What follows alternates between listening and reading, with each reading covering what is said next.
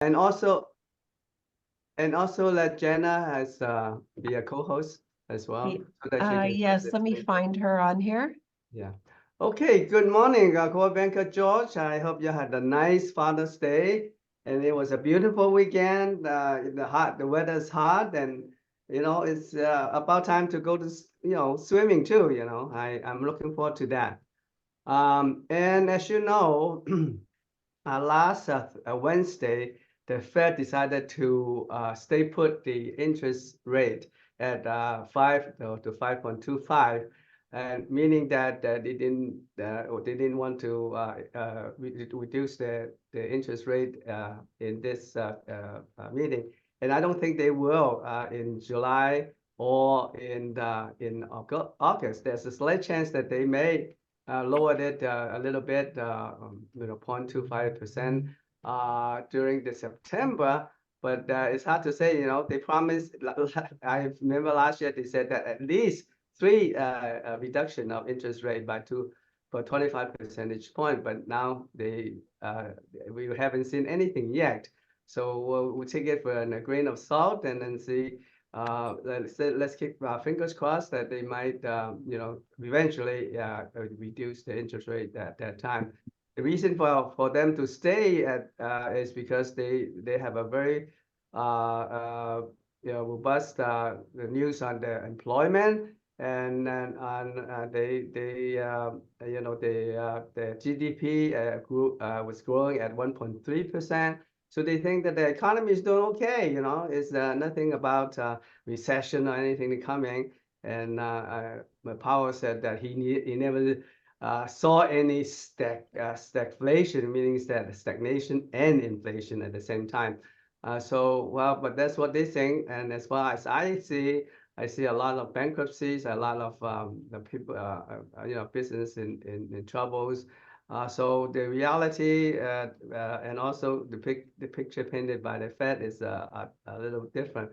But nevertheless, we still see some activities in real estate. I think the business are picking up a little bit, and residential is selling good.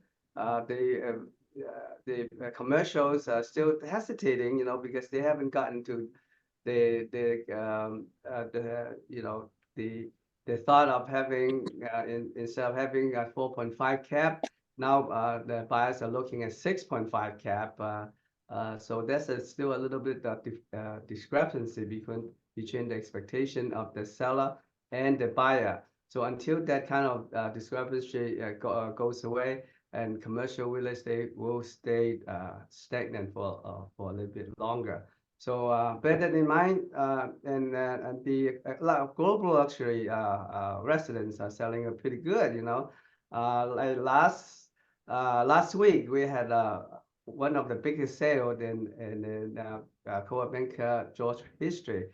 The resident was in San Marino was sold for 30 million. Can you believe that? 30 million for one single house in San Marino, and one of our agents in Arcadia did that. So congratulations to him, and we're very, very happy about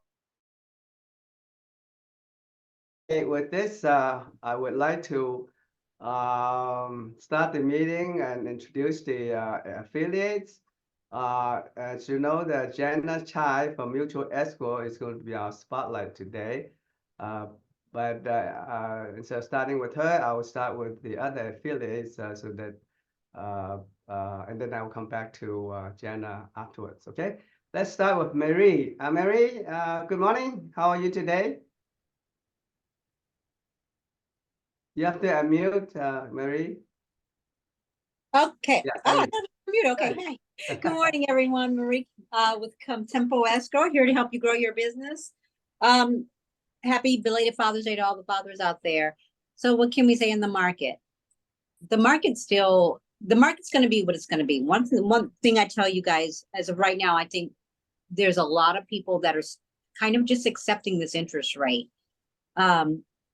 So people are still putting in offers. All of my agents have, more than enough offers on their listings. So things are still moving. I think we still have to do the things that we've always done, is reach out to our sphere of influences, send out your mailers, do your cold calling, just start talking to people, because the business is out there. It's slower, but it's out there. It hasn't changed. I always revert you guys to, in addition to mobile homes are probably selling right now faster than real estate. So if you ever need help, all I say is you just need to know how to write a contract, and I can handle the rest with you. So, get out there and do business wherever I can help. I've been a part of the Coldwell Banker family for, oh gosh, probably 13 years now. So whatever I can do, I'm always here. Feel free to give me a call or text or whatever you need. And let's go do business. Have a great rest of your week. Thank you, Mary. Mary, that for the condos, they're having a lot of trouble getting insurance. Did you see that in mobile homes, by any chance? Well, yes and no, Peter. I think overall in real estate, as I've explained to you, I've closed actually as of today, 3 transactions in probably the last 4 months with no insurance with lenders.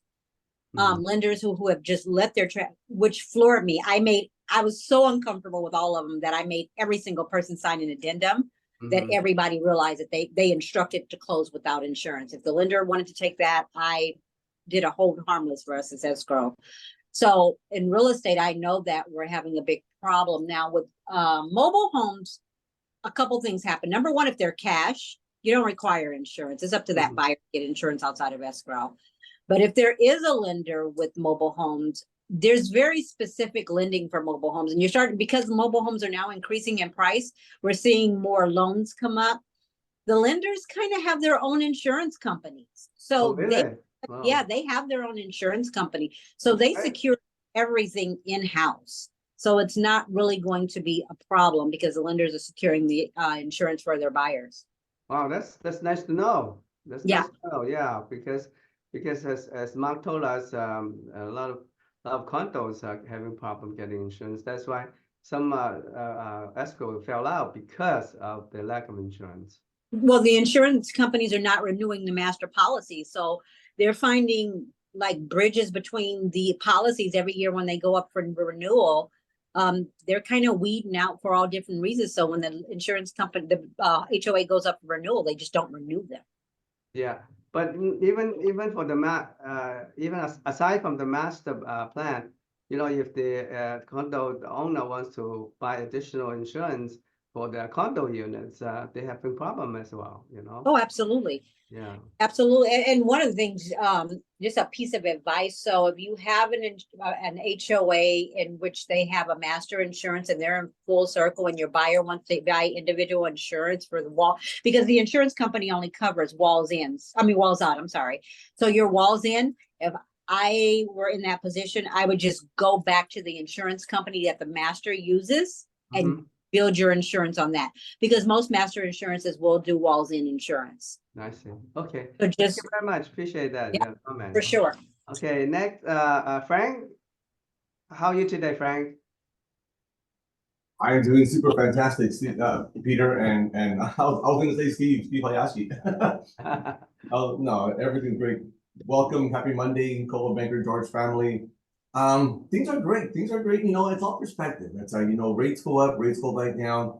It feels weird that when rates go up, no one ever says anything, and when rates go down, even if it's an 8, oh my God, rates are low, rates are low. But we have to keep in mind, it's all perspective. It's like waves of the ocean. If you ever keep on hearing waves go down more and more and more, I will be more worried, because usually when the wave goes down, it's because there's a big tidal wave coming in later on.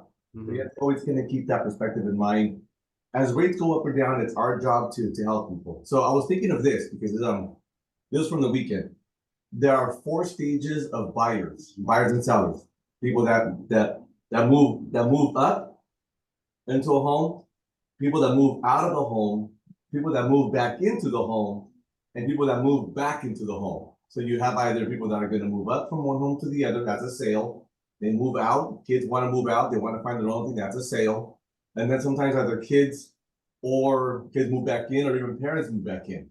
So with all these things, you have such generation that you as agents have have so much potential in helping people in their stages. It's a matter of just being there to engage with them, educate and empower them so that that way you can become the person of choice. And I'm here to help you with that. So that way, if people get afraid of rates because they were at an 18 to a 5 to a 2, now they're going to go into a 7 or even a 6, help them out so that we can get them going. So I'm more than happy to do that with you and with anybody here. Thank you guys so much. Okay, thank you. Thank you so much, Frank. Nancy, how's everything with you in your area? Good morning, Peter, Michelle, everybody. Yes, everything is fine. I think, like Marie said, people are getting used to the interest rate. And I don't think it's going to go down further because, Peter, you remember we were borrowing money at 18%. Yeah. Reaganomics. Yeah, so it is, and I don't believe in any of the oops, sorry. I don't believe in any of this inflation numbers anyway. We have to face what reality is. People that need to buy a home, they need a place to live. They should buy a home, instead of paying rent. So market is okay. The like you said, commercial is a little slow, but residential is fine. But I've been finding out there's a lot of more fraud. Just found out we're investigating it. There is a lien put on the a property that's free and clear for $1 million. As soon as they list it, they put a lien on it. So I'm going to be calling this bail bond deeder trust company, and their Yelp review is terrible. So I'll keep you posted on that. So be careful. Always run a property profile before you take a listing. She didn't do it, but then we found out afterwards it was mailed to the sellers. So I don't know what the outcome is going to be, but we're going to see what we can do to fix it. So thank you, everybody. But like everybody said, the affiliates here are all here to help you. If you need motivation, you need help in getting listings. I gave a farm to a couple of my agents. They went door knocking in Whittier this weekend. So they've got a couple of leads. So I'll be expecting them to give me a call on the property profiles that they want. Okay. Keep up the good work. Thank you, Peter, Michelle, everybody. Have a great day. Thank you so much, Nancy, for the encouragement and also your motivation. You're always really, optimistic. I like that attitude. Very good. Thank you. All right, Angie Tang from First American. How are Good you? morning, everybody. Hi, everybody. Angie Tang, First American Title. Wanted to give you some more exciting news. Ignite RE, our system for First American property profiles, we did some updates. So our calculations now have all the updated calculations for the changes with NAR. We also have some updates on Prop 19. Also, we have calculations on our, what's it called? The FinCEN has also been updated, because now they've extended it to October the 15th of 2024. So there's been a few updates happening, but we are up to speed with everything in the calculations. Our property profiles are now more active too. So instead of running one property profile at one time, you can actually do 2 property profiles at the same time without having any delay in waiting for it to populate. So some really exciting news. Great time for us to grow our market share. Here to help you grow it, Angie Tang, First American Title. Thanks, Peter. Thanks, CBG. so much, Angie. Thank you very much. And I think that's all the affiliates other than Jana. So did I miss anybody other than Jana? Affiliates or anybody wants to add or comment?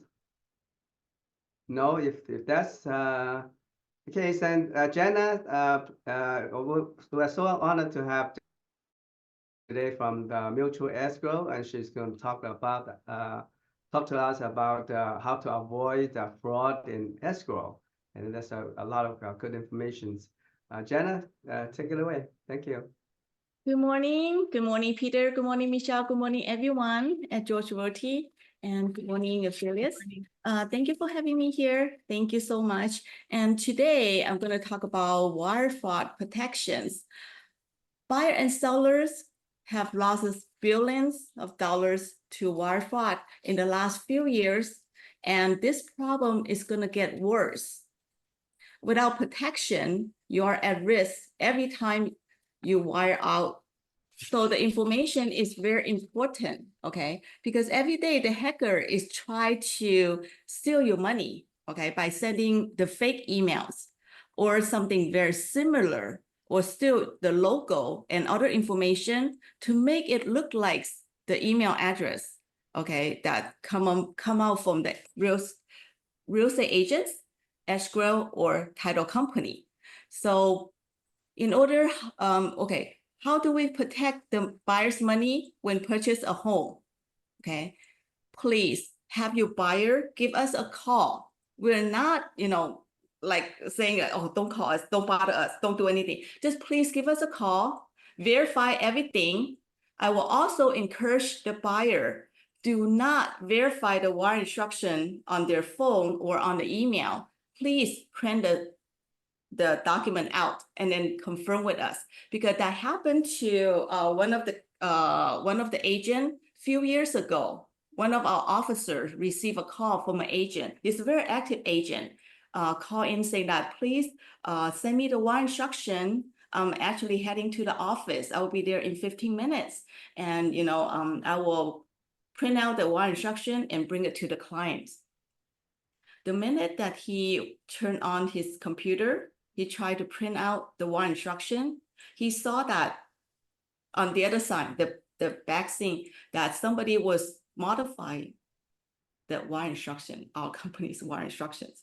So he called the escrow officer and stopped her, saying that, don't send me any more information. Don't send me email. I am coming to your office to pick up the wire instruction. So see how important it is, because the hacker, they're so smart. They're behind the scene. You cannot see them. You don't know where they are, but they are watching us, watching the seller, the buyer, the title, and the escrow company, because we all have money involved. So please be careful and be vigilant. Just be alert, okay? So same thing, like call and don't email. Sometimes I know the buyer will say, oh, if I do that, it will be easier for me. Yes, I know that everybody wanted to,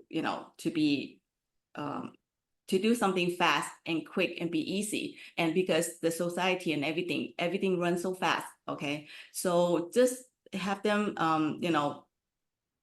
just to help them protect their money, because we don't want anything to happen to any one of them. And we wanted to have a smooth and, safe transaction. And when we want to have a happy buyer at the end. So also, okay, here, never wire money based without the email, just like what I said earlier. And then what to do if you're being targeted. Call your bank immediately and then let them know what happened and have them recall the wire for you. And that happened to one of my customer couple years ago also, okay. That customer, okay, received a wire instruction. Somehow the email address and everything look the same. Nothing changed. And he received the wire instruction, but the wire instruction is not come from us, okay? It got modified already. It says to John Doe, for example, okay? It's a person's name instead of an escrow company. And then it has the outstate wire instruction, wire information, the bank and everything. But the customer had a second thought, but the customer did not pick up the phone and call us. So he went to the bank and did the wire. And the escrow officer, and he did notify the escrow officer, notify us saying that, I did the wire. And then, so the escrow officer waited about like 3-4 hours, but did not receive the money. So the escrow officer called the client saying, you want to check with your bank? We haven't received your money. And then when the customer called, luckily that the bank that he sent the money out is the same bank, just a different state, okay, different branch. So actually the bank alert, they actually stopped that wire. So the money's in between. It did not really send to the hacker. But the only thing is that the money did not come back to our customer right away because FBI came in. there's investigation and everything. They have to go through all that process before the money can go back to the customer. So all this is very important. And then also one more case that happened is about 6-7 years ago, I have this builder who has houses in Pasadena, and she has the last 2, units that was sold and then came to me. And 2 weeks before closing, I called her and asked her, how does she want us to coordinate with her for the grantee for signing? And then she said that she would like to come to my office. She lives in Palos Verde. Okay, she came to my office, and then we sat down, we talked, and then we have, we signed the, the grantee. And then she told me that she wants her money, not wire. She does not want wire. She would like me to give her a check at the end, and she would like to come pick up the money. Okay, to pick up the check with us, to pick up the closing package. I say, great. Okay, we have no problem doing that. And then one day before closing, I received an email came from her and asked us to wire her money. But that email, I can tell right away is a fake email, because the email says that I would like to change my the wire bank, okay? And here's the information. Can you please wire to this bank? I know that I met this client personally, and she told me that she would like a check instead of wire. So immediately I emailed back. I say, sorry, our company's regulation, we cannot receive wire by email or, verbal. You need to come into our office. Okay, we need to sign and notarize this this wire instructions. Okay, it's a protection for the customer. If you have any question, you can feel free to give us a call. So I also call our seller to let her know that. Then the seller told me she had transaction before, and there was hacker, did the same thing to the other escrow company, which they also caught this problem, and then stopped. The wire did not go out. The money was a loss. So she told me, she said, she already actually clean up and have her IT, check her computer and put, the firewall and also the protection on her computer, but somehow I don't know why it happened again. So please be careful, okay? Because anything can happen. So at the end, the funny thing is that the hacker told me that they will give me a call in an hour, okay? I was like, okay, let's see what happened. So they actually call me. It's an international call, okay? It's an international call. The lady is, I don't know if she's a Filipino or from Indonesia, because it's Asian, it's from Asian country. And then she called, she said, I'm so sorry, I'm not able to come to your office. Can you just take my instruction and help me do the wire? I said, no, I can't. I say, you have to come in person. You have to do this in front of me, because you change the wire instruction. I have to protect you, okay? And then I heard another background. She was talking to someone in behind her. She's letting that person know that I didn't agree, to do the wire for her at a close of escrow. And then that person was just telling her, like, just go ahead. Just go try. Just tell her that you are not able to make it and you're her client. And then can she, just do you a favor? I'm like, oh my goodness, I can't believe it. So I told her, I said, no, if you don't come into our office, we will not do anything until you come. So after I hung up the phone, I let the seller know too. Okay, so this seller is very smart, and then something happened to her before. That's why she's very alert right now. But there's still a lot of customer out there did not know anything about it, because their field not the same as our field. They don't hear this every day. So please, help them and educate your client and let them know, this is very important, and this is, their money. It doesn't matter if the initial deposit when they send to us, the money is correct, because the wire instruction, before closing, we will send them the wire instruction also, or they can use the same wire instruction they have. But I still encourage them to give us a call one more time. Just give us a call and then go over that just, just for the safety, okay? That's all for today. I hope that Very good. helps. Thank you, Janet. One question. You require your customers to come in and give you the wiring instruction personally, and also you need to notarize the wiring instruction? Okay, let me say this. The customer can come into our office, okay, when they come sign grantee. So we can notarize their wire instruction. That means we go over everything with the customer to make sure they write down everything correctly. They check their account number, the ABN number, everything, and then they sign, and then we have to notarize. Oh, you have to It's a notarize it? protection. But Yeah. if the customer is not around, for example, they Right. live in Palos Verde, they live in Newport, they in Cerrito, Yeah.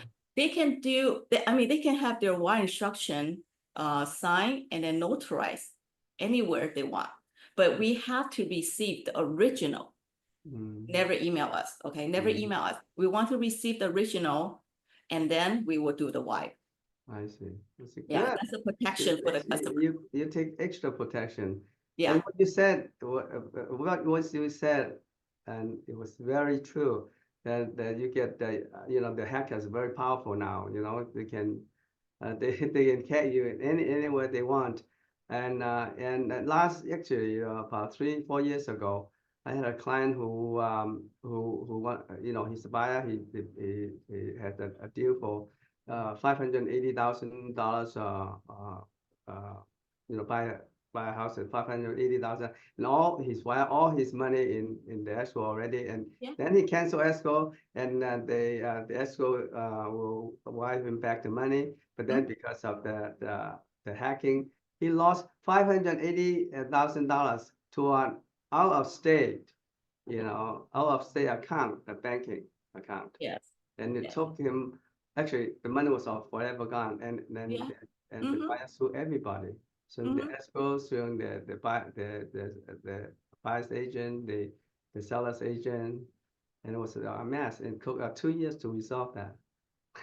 It ended up that the insurance company paid for the fraud, but then it's still there are a lot of trouble getting the money back. So yeah, thank you for sharing that with us. It's very, very valuable. Yes. Thank you. Any question for Jenna? Yeah, just a comment. This is Steve.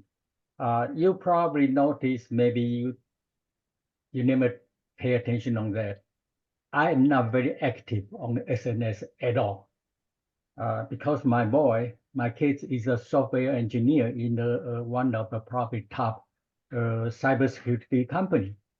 He always advised me, say, all of the things in the SNS is subject to be hacked. So you don't see me very active in Facebook. Once in a while in a LinkedIn, and that's about it. Even sometimes in the WeChat, I say something very, very carefully, even online. So all of these things, everybody's, when you are trying to post any kind of confidential information on this, I say, hey, my client is in China, or in where? In Japan. And you're trying to do that on the WeChat. Don't do it. It's going to be subject to be hacked.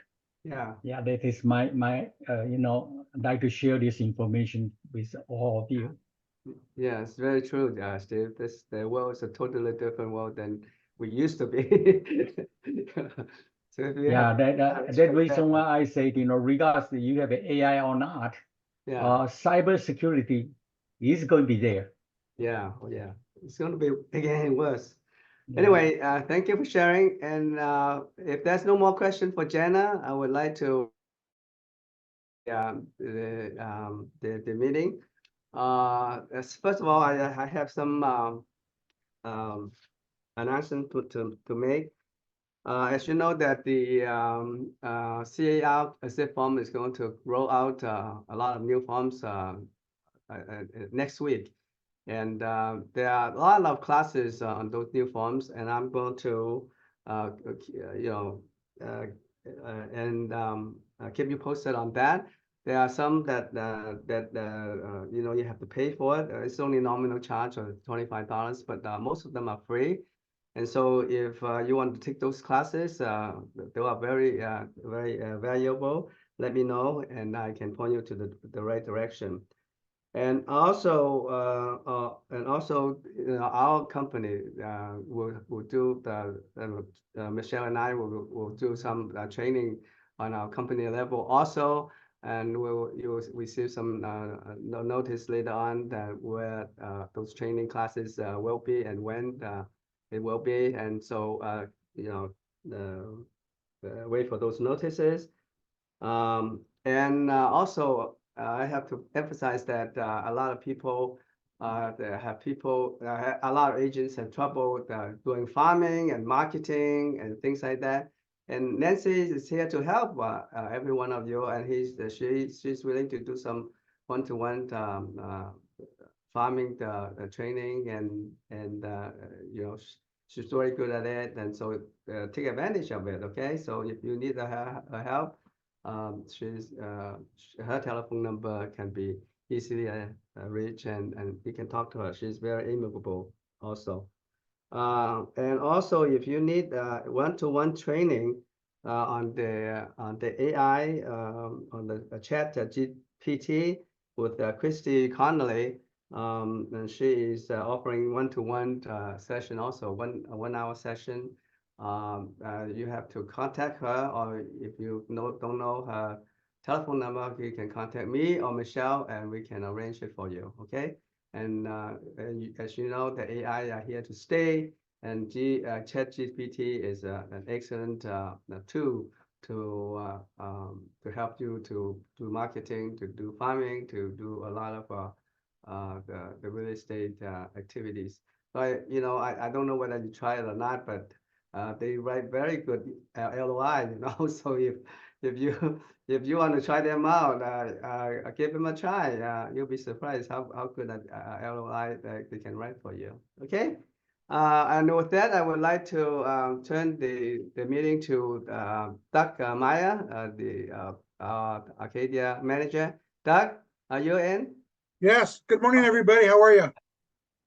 Well, the first week of listings in Arcadia was pretty bad, but in the last 6 days we got 8 listings. A lot of them are leases, but let me tell you what they are.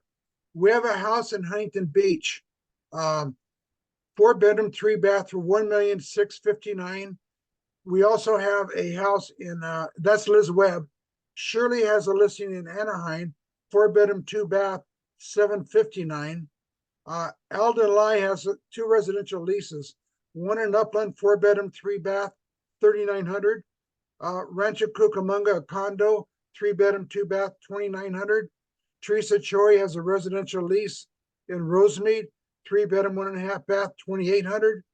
Wendy Lee has a residential sale in Walnut. She just listed this last weekend, 4-bedroom, 3-bath, $1,388,000. Michael Chan has got a residential lease in Arcadia Norman, 4-bedroom, 2-bath, $4,500. And Trish Wynn has San Gabriel and Camp, 3-bedroom, 3-bath, $5,500 a month. So that's our listings. A real good listing week. Tuon is not here this week, so I actually don't have a list of all the sales, but the 3 that I do have in Glendora on Juanita, Paxton, 765 is buyer. Suki Husky has a listing that sold in LA for $830. And Liz Webb had a buyer, 27 acres in San Marcos for $1 million even. And just to tell you what some of our closings, Nick closed his medical building in Long Beach for $9,790,000. He also closed a San Marino house for $30 million. Probably the most expensive house ever sold in San Marino. Amy Wang had a sale of $1,100,000. So a closing. Anyway, we're doing pretty good here in Arcadia, keeping busy. I'll have more sales for you next week. when Tuan gets back. Yeah. He's No my kidding, record you're doing keeper. pretty good. You're being a little modest today, huh? Well, Yeah. the listings are coming in. I don't have the new sales, but we do have good closings and things Yeah, are moving no, good along. closings. Like Marie said earlier, the market isn't bad. I mean, we'd like to see 5%, 3%, 4% interest rates again, but buyers and sellers aren't going to wait. They're out there moving anyway. So be a part of it Yes, and talk to people, stay in touch. I agree. That's very good. Thank you so much. Thank you guys. Have a great week you. and All happy right, thank you, Father's Day, thank all you. you fathers. All right, and as for Alhambra, we're not too badly either. We had three good listing and 5 very good sales too. So the 3 listing that we have is the first one is Paxton Chu for $2.2 million commercial in Alhambra. For Richard Wong, he has 2 land listings. One in Hesperia for $180,000 and one in Victorville for $1.78 million. Those are 2 land listings. So talking about commercial not doing too bad too well. Richard Wong is really jumping on it and really doing pretty good, and he has some very nice sales this year already. So congratulations, Richard. And we have 5 sales. The first one is for Christine Fan. She double-ended the lease for $40,800. And also for Mary Scott, she sold. Actually, she had listed the property and it was sold by the outside broker for $1.488 million. A residence in San Gabriel. And then Paxton Chu has a commercial. He listed a commercial to sell, and it has been sold by the outside broker for $2.2 million. A residence in Alhambra. And then Tatiana has a residence in San Diego, sold for $650,000, and she was the selling agent. Congratulations, Tatiana. Good job. And last but not the least is Nina Su that sold a condo unit in Monterey Park for $612,000. So not too bad. We have coming in pretty good sales in Alhambra. So is there any missed sale or listings that you want to add? Anybody who has any questions, comments? No? Well, if not, then I'll go straight down. Right to my presentation today. I have something to share with you. Let me see. Okay, as you know, the CR, the SIP form has releases every 6 months. One in June and one in December. And the one that's going to be released in June is going to come out next week. They have a lot of forms and new forms and revised forms, and there's about 42 of them. Now I'm just going to give you a preview of what's going to come up on those forms. I'm not going to go in details of what those forms are like. But instead, I'm going to go through each form and just point out to you what has been changed and also what is new, and so that you can have a kind of a pretty concise idea of what those forms are going to be for. And what you need to do is after I take it into 2 parts. One part I will do the part 1 today, which I will go over 21 forms, and next week I'll have part 2 that will go through another 21 forms. But after I've gone through with them, what you do is you need to what you should do is you get all the PowerPoints, and then when they release the form next week, you just print out the forms that they have released, and each one you go over them and you know, dissect it according to the summary that I have put in the PowerPoints.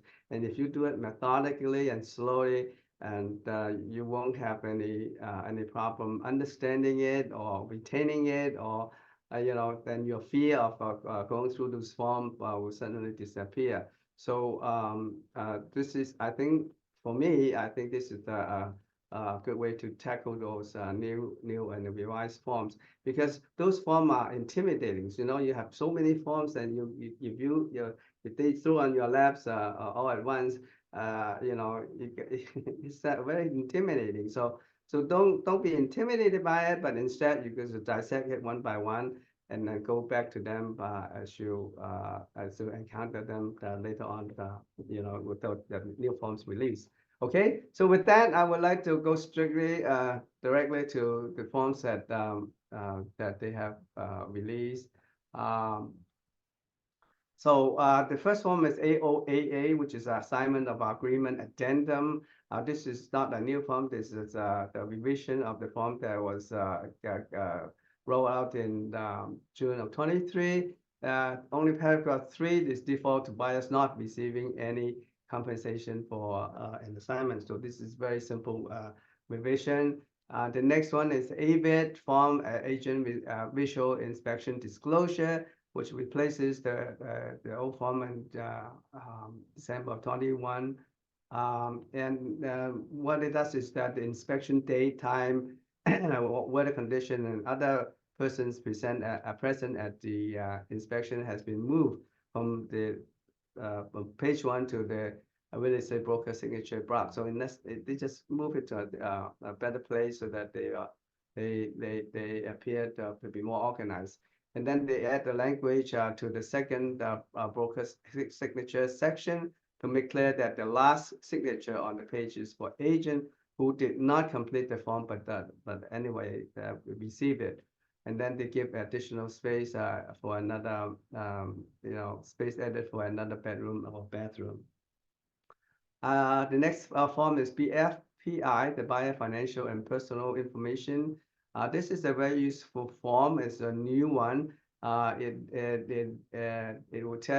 will ask the buyer some information pertaining to their financial situation. This is useful because you know, when you're trying to get a property for the buyer, you would like to know how much he can afford, and what kind of down payment he can put down, and what is the maximum loan amount, and a type of financing, or whether the current buyer currently owns or rent a house, or whether they have other investment property, and also whether the buyer has experience with dealing with real estate, or if the buyer is a real estate agent. So all this good information that you can ask the buyer, and then if the buyer furnished with the information, you have a general picture of what the general financial situation is the buyer is in. Okay, so the next one is BHAA, which is Business Purchase Agreement and Joint Escrow Instruction. That's very simple. It is not a new form. It replaces the version that was given out in June of 23, which is last year, actually a year ago.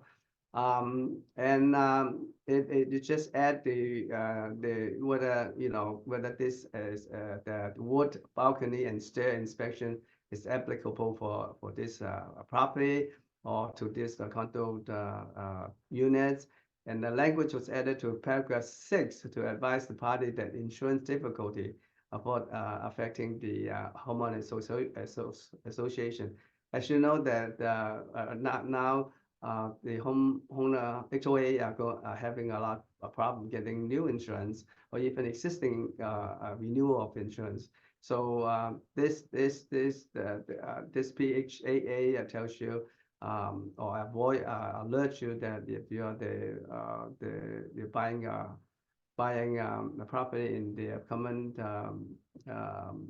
and in the HOA or condo, you know, then the HOA will have may have problem with getting insurance. So that's just a alert.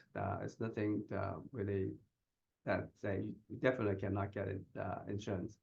And then also the BHIA, the Buyer Homeowners Home Insurance Advisory, and it replaces the version in December 23. They added a language in paragraph 2 to remind the buyers that the insurance difficulty affording the HOA and the insurance in general. As you know that there's a insurance crisis in the real estate industry nowadays, and as Mark said, the crisis is still ongoing. So with this form, they will inform you the difficulty in obtaining the insurance.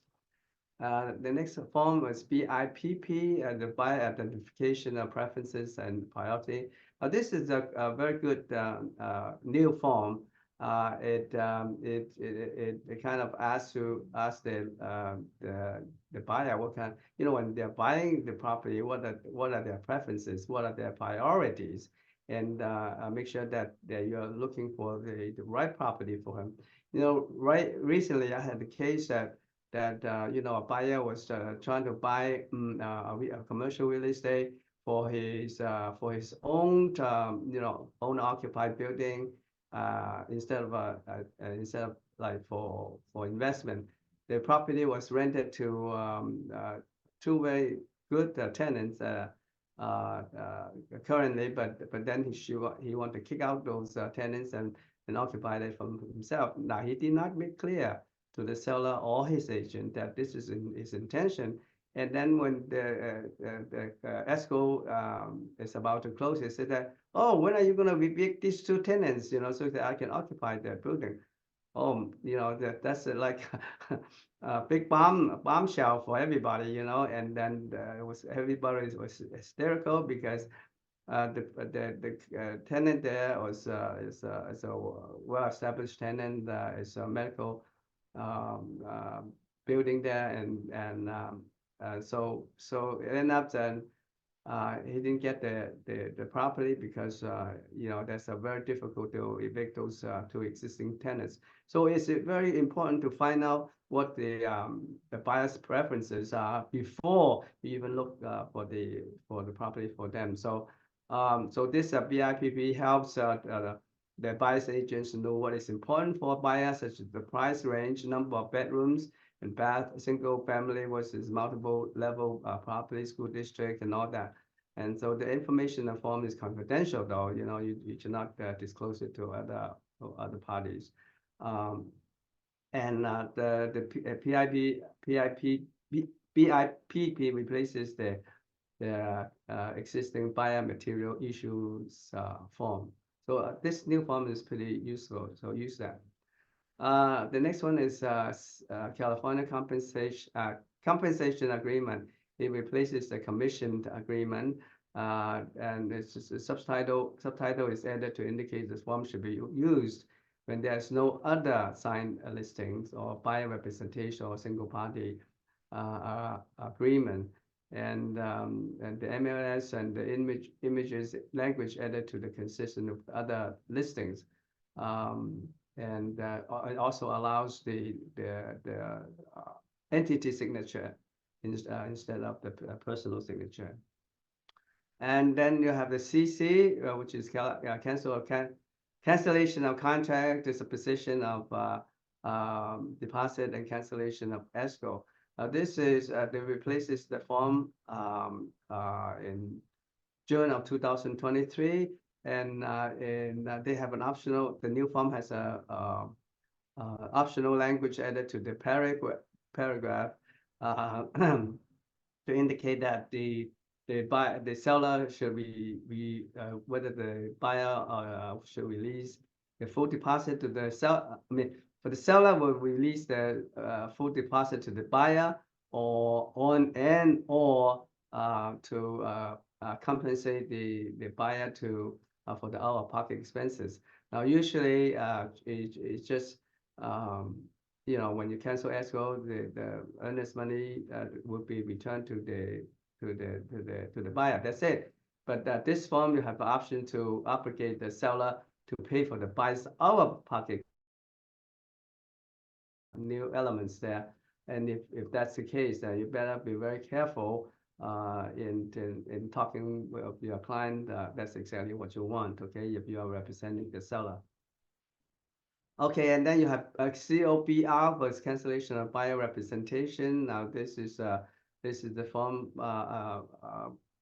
replace the form in December of 2022.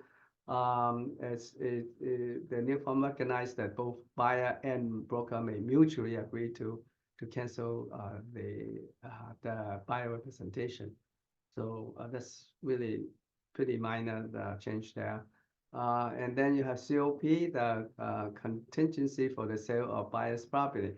Now, usually this kind of agreement say that they didn't really specify that that the sale of the property is really means the closing of escrow, successful closing of escrow.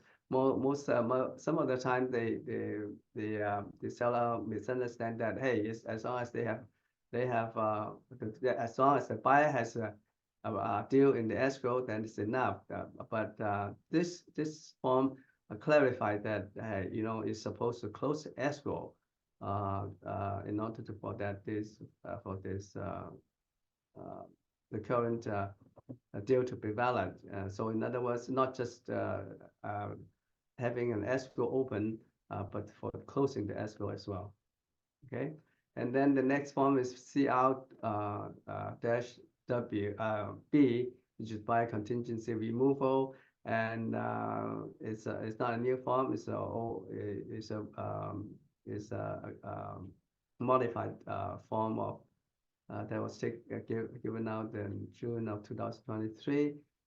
New language added to paragraph 2D and 3 to address the standalone insurance contingency in the revised RPA. In other words, in the revised RPA, they mentioned about the standalone insurance contingency, and this further clarifies that the presence of the insurance contingency in the RPA. And then the DECE, which is demand to close escrow, and this is also a revised form, and is a notification to seller to clarify that if seller does not close escrow, buyer may cancel and then sue. So this is actually used by the buyer to force the seller to close escrow. So, and then by giving them the notice saying that, hey, if you don't close escrow, I will cancel and then sue you. And then the DA is designated electronic delivery address, and usually the default is that you can use the electronic delivery method. But if you don't like it, then if you want to exclude that, you can do that in the paragraph 4. You can check the box and saying that, hey, you definitely don't want to have a designated electronic delivery address. In other words, you don't want to use the email for the notices. So you have an option. And then the next form is IOA, which is interim occupancy agreement, which is addendum to the RLMM. And actually, it's just a minor change by changing the landlord to housing provider, and also remind them that adopting the 1 month maximum security deposit rule by California, which was passed recently, and is to be effective in July of this year. So this is just the only minor changes to remind them that they can only change 1 month maximum security deposit. Then you have MCA, market condition advisory. It replaces the form in December of 21. New language was added to make the form more consistent with the RPA insurance contingency. So this is very minor changes also. And then the next form is MHPA, manufacturer or mobile home purchase addendum. Now this is the revised form. It just advised to the buyer that, hey, you know, even though there's a mobile home, you should nevertheless make sure that you know, you have physical inspection, make sure that it meets the minimum standards for the mobile home. Even though in the contract it says as is. So this is an important advisory for the buyer, because most of the buyers say, hey, well, since it's as is, it's nothing you can do. But it's still, you have the right to get an inspection before the close of escrow. And then you have NBP, which is notice to buyer to perform. And is old form replaces the form in June of 23. Paragraph added for seller to ask buyer to remove is inspection contingency. That's all, very minor changes. And then you have NCOA, non-contingent offer advisory, replaces the version in December of 2022. You add a paragraph in 2D to advise that making an offer without insurance contingency. So they just give, you know, well, what's the legal repercussion if you don't, if you make an offer without the insurance contingency, because currently you have insurance crisis. If you cannot get the insurance, you might not be able to close escrow. So it's better to put an insurance and contingency, and if you don't, then you run into a risk of you know, getting a dispute with the seller, and that's not recommended. Now if you put the no loan contingency, even though if even though it's the lender's fault and not giving you the loan, if you don't have a loan contingency, then you have no excuse. You're supposed to close escrow even though it's the lender's fault. So make sure of that. Okay, this is very important. So you make sure that you don't. The best way is to you make sure that you don't remove the loan contingency until you are very sure that the lender will give you the money to close escrow. Okay, that's very important. I always advise my clients that never remove the loan contingency until you are pretty sure, because sometimes the lender promise you that, hey, yeah, the LOI, I said, you know, we committed this to give you the loan, but later on, because of some glitches and they're not able to give you the loan, then you're stuck, you know. So don't remove the loan contingency and unless you're perfectly clear. Okay, and then last but not the least, the PMA, the property management agreement, that you know, if the property is managed by the property management company, and you want to you know, if the property is exempt from the you know, 1 month security deposit, this is the form that you use to advise your client that you know, that they have the property is managed by the management company, and this property is exempt. Okay, so that's about it. I know there's a long you know, long list of forms to be revised, and also the new forms.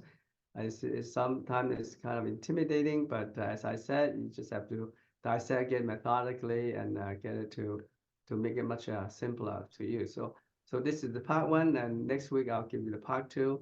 And do you have any questions so far with the forms that I presented today? Any comments? Yeah, it's just Yeah. one question. Yes. When all these kind of new contract will be taking effect? It'll be next week. Huh? Next week. They're gonna You be mean next week? If yeah. you have a listing and everything, you have to use this kind of new form? You can, yeah, once they release it, the old form, they will not guarantee the old form anymore. I But if see. you have used the old form before, it's still valid. Yes. I see. Wow. I Okay, know. thank you.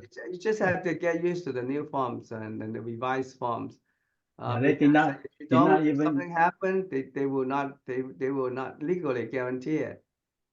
so Right they now, did not even give you a grace period or something like that. grace period. Yeah. Because lots of agents still trying to figure out what are we dealing with, Yeah, that's true. Yeah. Well, Well, I don't know how to answer this question. They don't have grace period at this point, but you know, um, you can certainly ask them by calling them why Yeah. you don't give grace period. Yeah, good luck. Yeah, you handle that. I make a complaint, you handle it. Yeah.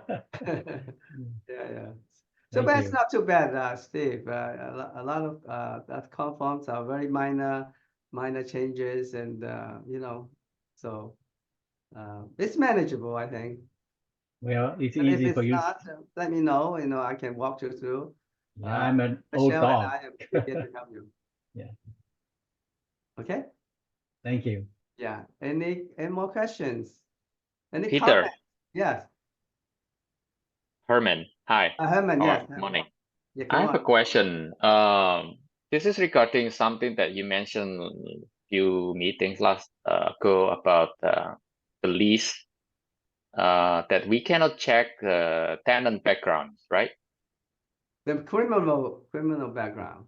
The criminal background. How about like You can can check we financial use background. the rent spree to check their credit background? Credit background, yeah, you can do that. Yeah, no question about that. You can Oh, always so check the UD. You can always check the financial. You can check the FICO score. But if the tenant is a Section 8, you cannot use the FICO score to determine whether they're eligible or not. Okay, but you can always only if check Section 8 that we cannot use the FICO score. FICO, yes. But there's a regular no Section 8 area. We can just use rent spree to run their whole credit background. Yeah, no FICO. problem. Yes. Oh, okay. So I misunderstood about that. No, Okay, all right you then. just cannot check the criminal background and say that, hey, I don't want to rent to you because you have a criminal record. Criminal record. How about like those what do you call it? The child molester. You can that is even you cannot even disclose to anybody. You can even not talk about it. If that's the case, you just you don't mention it. You just say to the landlord has say yeah you have the right to check the register. The Oh yeah, the sex sexual offenders. abuse Yes. register. That's about it. Whether or not it But takes into consideration, it's up to him. But he should not even discuss it and talk with other people about it. okay, so it's only criminal background under Yes. that we cannot Yes. check. Oh, okay. I misunderstood. Okay, thank you. Okay, sure. Any more questions? I have a comment. Oh yeah, Michelle. I know there's a lot of changes, but as Peter said, there is pretty minimal on some of the changes. However, we're gonna host on the 26th of June, I believe that's the last Friday of the month. We're gonna host a training with the forms included, pulled in, once they're complete. And so we're hoping that you come in person. We'll be offering a little bit of breakfast snacks. So not to worry, we'll be pulling the forms in, Peter and I in person. And of course, we'll be live on Zoom as well. Yes. Okay. Very good. Yes. Yeah, you should make an effort to come in person because Yeah. when you have the training like that, you absorb. When is it, Michelle? Last Friday of the month, I believe it's June 26th, 10 28th? a.m. What is it? I think it's the 26th. It's 10 a.m. and we'll have some breakfast food in here, but we hope you come in person because there's a lot of changes and Peter and I would like to address you in person. But nevertheless, we'll be on Zoom as well. Michelle, I think June the last 28th. Friday is 28. 28, excuse me, Yeah, Peter. 28. Yeah, I think it's 28. Okay. Yeah. Okay, Go. Mhm. at 10 o'clock, right? 10 o'clock, Yeah. yes. Okay, thank you. Okay. Anything else? No, we ran out of time too. You ran over time. So if there's no question, I would like to adjourn the meeting, and I hope you have a very nice week. And then we'll see you next week again. All right? See you, Thank you. everybody. Bye-bye. Thank you, Peter. Okay, Thank you, bye-bye. Thank you, Michelle. Thank you, Jana. everyone. everybody. Bye-bye. Bye-bye. Bye-bye. Thank Bye-bye. you.